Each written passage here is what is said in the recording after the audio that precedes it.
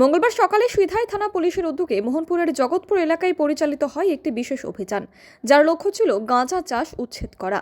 অভিযানে অংশ নেয় সিআরপিএফ এর 124 নম্বর ব্যাটালিয়ন, টিএসআর এর 2 এবং 9 নম্বর বাহিনীর জওয়ানরা।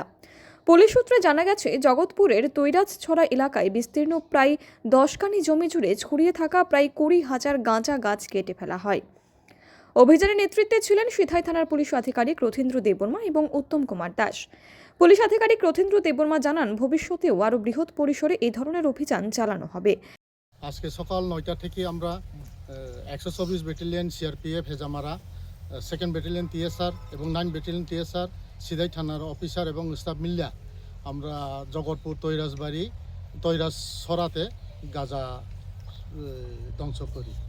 তো এখানে আমরা 20-25টা প্লটে মিলিয়ে প্রায় 20,000 মতো আমরা ডিস্ট্রয় করছি। জায়গার পরিমাণটা কতটুকু? জায়গার পরিমাণ 10 কানি মতো হইব প্রায়। স্যার, আপনারা যে এখানে গাঁজা অভিযান করলেন, কি কোনো পরিবেশ কিরকম, কোনো বাধাপ্রাপ্ত হয়েছে? না, এখন অবধি তো কোনো বাধাপ্রাপ্ত হয়নি। তো আমরা সুস্থভাবেই অভিযানটা করতাম পেরেছি। গাঁজা গাছ ধ্বংসের প্রক্রিয়া কি এখানে সমাপ্ত, না আরও হবে এখন? না, আরও চলবে, সবসময় হবে।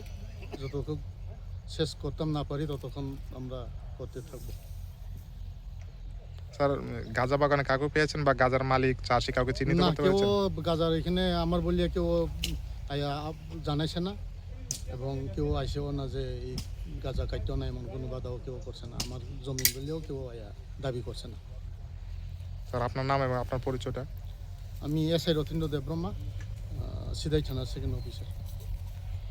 Bureau report, PV north east.